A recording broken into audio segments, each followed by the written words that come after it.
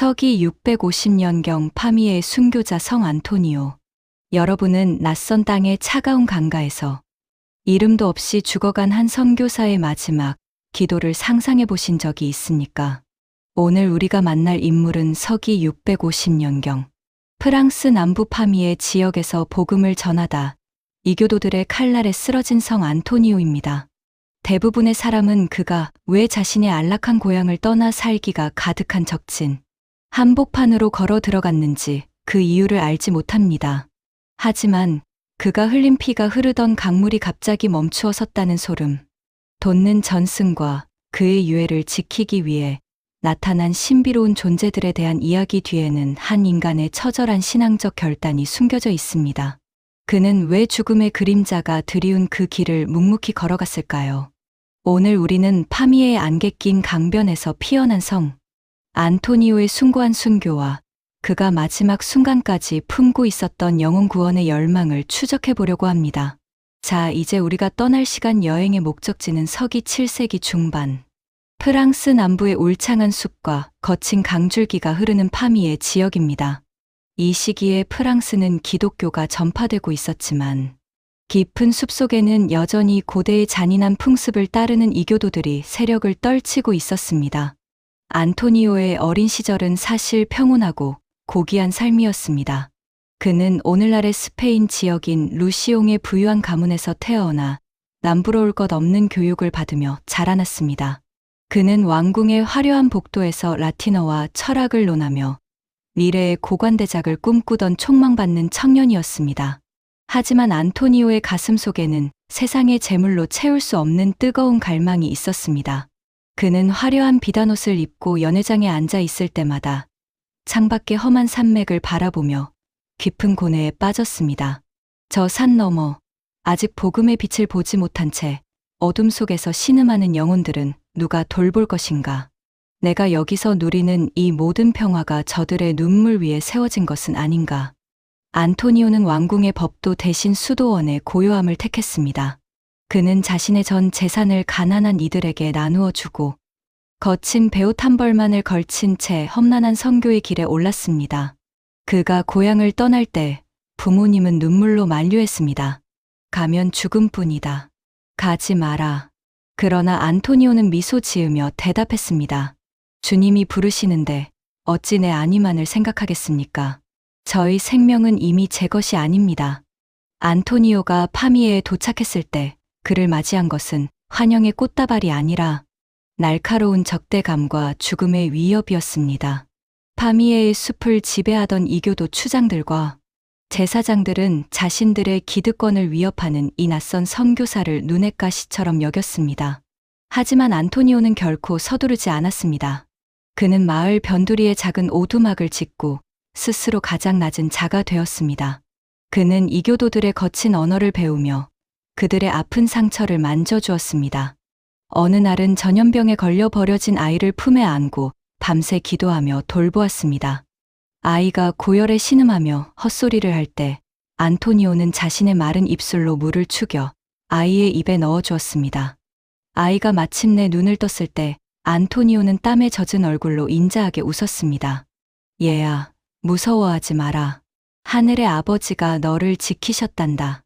이 소문이 퍼지자 이교도들의 마음에도 균열이 가기 시작했습니다. 사람들은 하나둘씩 어둠을 틈타 안토니오의 오두막을 찾아왔습니다. 그들은 자신들이 섬기던 돌상과 나무상이 줄 수 없었던 진정한 평화를 구했습니다. 안토니오는 그들의 손을 맞잡고 함께 울며 복음을 전했습니다. 그리고 강가에서 세례를 주었습니다.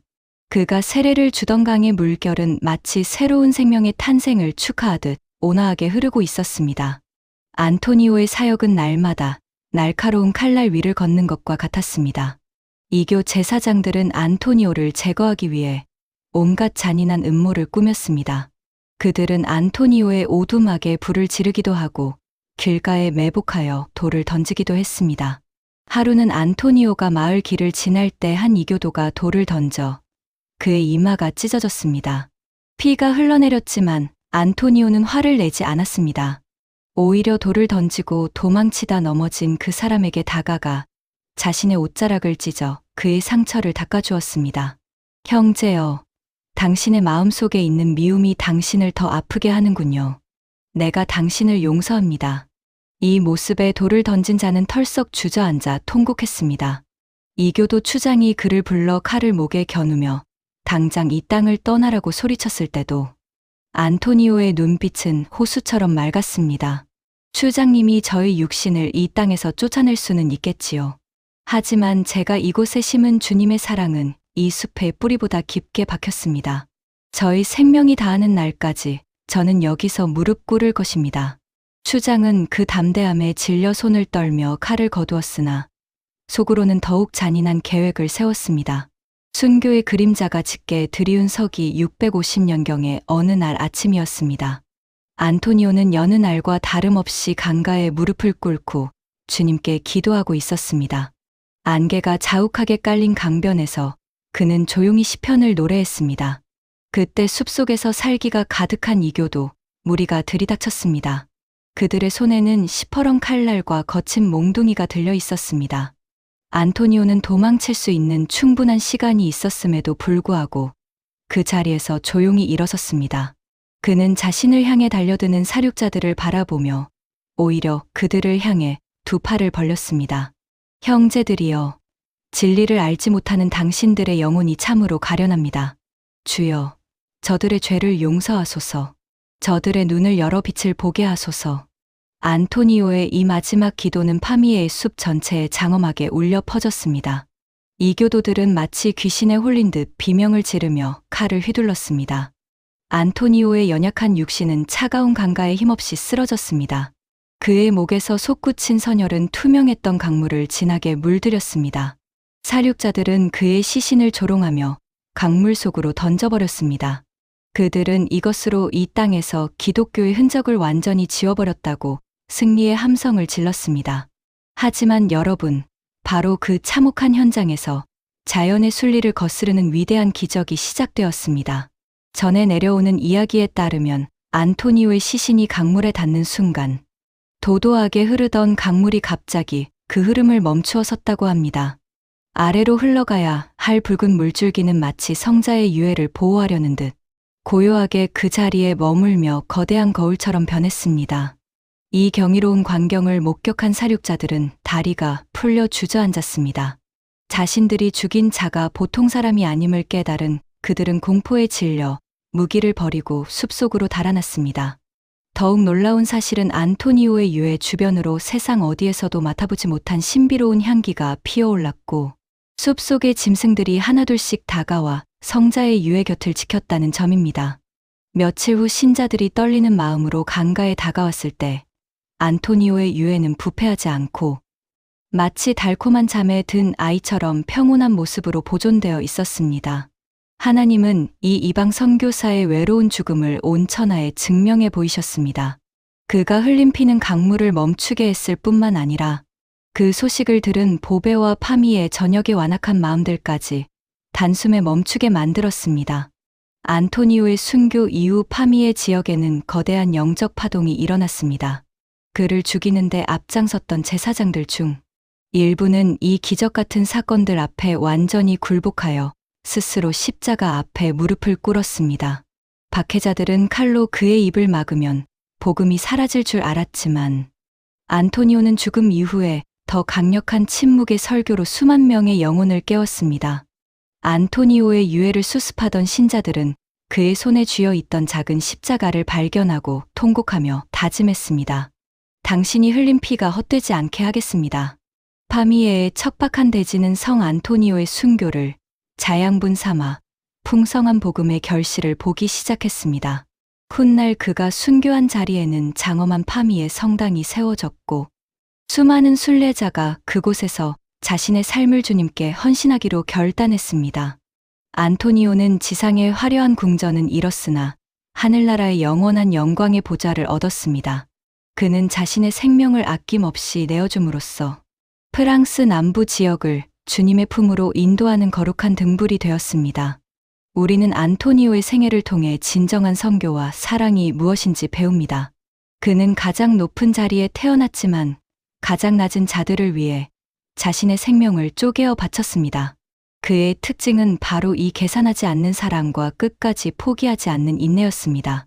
그는 상대가 자신에게 침을 뱉고 칼을 겨누어도 그 안에서 구원받아야 할 영혼을 먼저 보았습니다. 안토니오의 이야기는 오늘 우리에게 묻습니다. 당신은 당신의 안락한 자리를 떠나 누군가의 아픔 속으로 들어갈 준비가 되었습니까? 당신이 가진 소중한 시간을 쪼개어 길 잃은 영혼들을 위해 쓰고 있습니까? 죽음의 칼날 앞에서도 원수를 용서해달라고 기도했던 안토니오의 그 뜨거운 심장이 오늘날 나태해진 우리의 가슴 속에서도 요동쳐야 합니다. 기독교의 역사는 안토니오와 같은 외로운 선교사들의 순결한 피 위에 세워진 거대한 영적 성전입니다. 하나님은 안토니오를 통해 세상의 칼날보다 사랑의 기도가 더 강하다는 사실을 입증하셨습니다.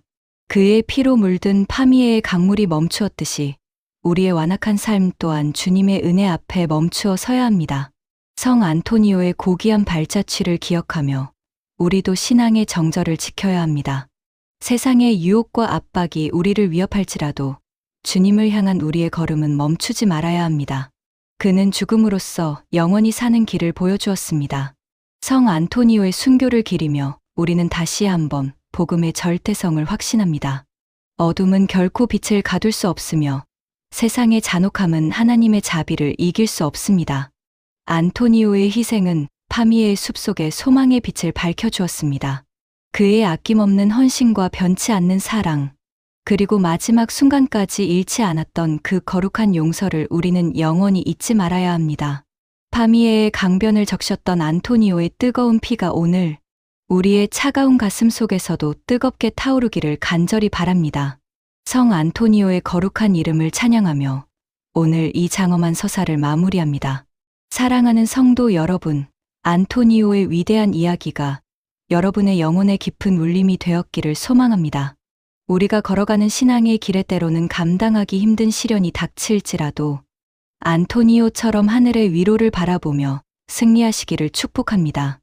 이 영상이 여러분의 믿음에 귀한 힘이 되었다면 잊지 마시고 구독과 좋아요로 함께해 주십시오.